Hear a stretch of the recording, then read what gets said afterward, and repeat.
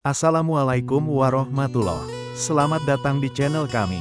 Kali ini, kita akan membahas tentang salah satu tokoh inspiratif dari Jepara yang mungkin belum banyak dikenal oleh masyarakat luas, namun memiliki kontribusi besar dalam bidang keagamaan dan sosial. Mari kita simak cerita lengkap tentang Mbah Sobib, seorang ulama yang penuh dengan kebijaksanaan dan dedikasi tinggi.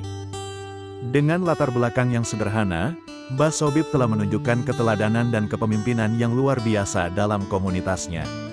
Beliau tidak hanya dikenal sebagai sosok yang bijak dalam memberikan nasihat, tetapi juga sebagai pemimpin yang peduli dengan kebutuhan masyarakat sekitar. Melalui video ini, kita akan mengenal lebih dekat tentang perjalanan hidup Mbah Sobib, mulai dari masa kecilnya hingga menjadi tokoh yang berpengaruh di Jepara. Kita juga akan membahas tentang ajaran dan nilai-nilai yang beliau tanamkan kepada para pengikutnya. Jadi, jangan lewatkan kesempatan untuk mengenal lebih dalam tentang Mbah Sobib dan kisah inspiratifnya. Simak terus video ini sampai habis dan temukan apa yang membuat beliau begitu spesial di mata masyarakat Jepara. Dikutip dari Muria News, Jepara, di Kabupaten Jepara, Jawa Tengah ada sosok kiai yang dikenal dengan sebutan Presiden Sarkup, Santri Kuburan. Nusantara, sosok itu akrab dipanggil Mbah Sobib. Nama aslinya, Kiai Sobibur Rahman. Ia merupakan kiai dari desa Menganti, Kecamatan Kedung, Kabupaten Jepara. Penampilannya nyentrik membuatnya dikenal. Peneliti Mbah Sobib, Murtado Hadi menceritakan, Mbah Sobib kerap disowani banyak santri dan masyarakat. Mbah Sobib kerap bertanya asal-usul mereka. Setelah mendapatkan jawaban, Mbah Sobib kerap memperkenalkan diri dengan ucapan, "Kalau saya ini Sarkup."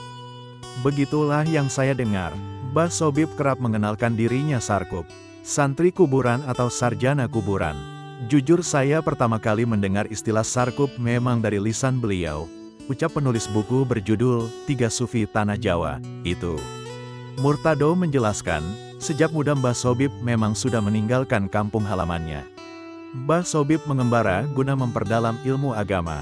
Menurut Murtado, Sarkup awal mulanya adalah metode atau gerakan para sufi dalam riyadah, menghajar dan mendidik nakalnya nafsu, dalam pengasingan diri, khalwat dan uzlah.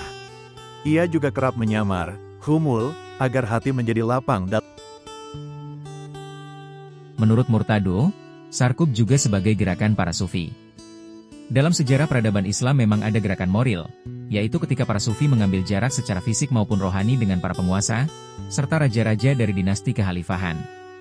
Para sufi pun banyak tinggal di tanah-tanah tak bertuan, bahkan di kuburan untuk mengasingkan diri atau mengambil jarak dengan para penguasa.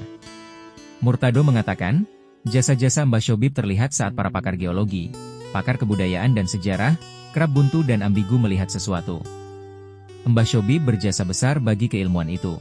Jejak-jejak dan karya Mbah Sobib banyak mewarnai situs-situs makam. Mulai dari penjajahan Jawa Timur, Jawa Tengah dan Jawa Barat. Ini yang terdeteksi dan saya ketahui. Walaupun kalau merunut perjalanan yang saya dengar, beliau telah menginjakan kakinya di sepanjang pulau-pulau di Nusantara, katanya.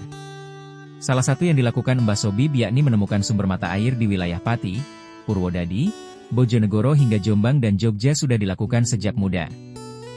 Mbah Sobib juga kerap menanam pohon-pohon seperti pohon mangga, kelapa di hampir setiap situs makam di Pulau Jawa. Langkah itu pun ia lakukan sebelum ramainya kampanye cinta lingkungan atau aksi penanaman pohon yang dilakukan sejumlah pihak. Lalu ketika para pakar sejarah sering buntu menggenapi catatan nasab dan silsilah, yaitu sebuah babak terpenting dari dokumentasi sejarah, maka si pemilik Arbabul Bashiroh, Mbah Sobib Jepara adalah pakarnya dan sosok yang mempunyai otoritas untuk itu. Misalnya ketika Mbah Muhaiminan Parakan dan Habib Lutfi bin Yahya pernah dimintai untuk catatan nasab dan silsilah, beliau tak segan-segan menganjurkan kepada si penanya untuk menanyakan kepada Mbah Sobib Jepara. Maka tak heran pula, di tahun 2002 sang Presiden RI keempat, KH Abdurrahman Wahid, Gus Dur, menyempatkan diri sowan ke Endalem Mbah Sobib, yang sayangnya belum ada data. Selain guyon dan temu kangen apa saja yang diperbincangkan jika kedua Sarkup itu bertemu, ujar Murtado.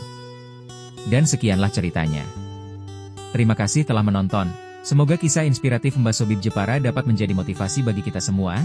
Jangan lupa subscribe dan share video ini jika kamu merasa terinspirasi oleh Mbah Sobib Jepara. Semoga kita dapat mengambil hikmah dan pelajaran dari kisah hidup Mbah Sobib Jepara.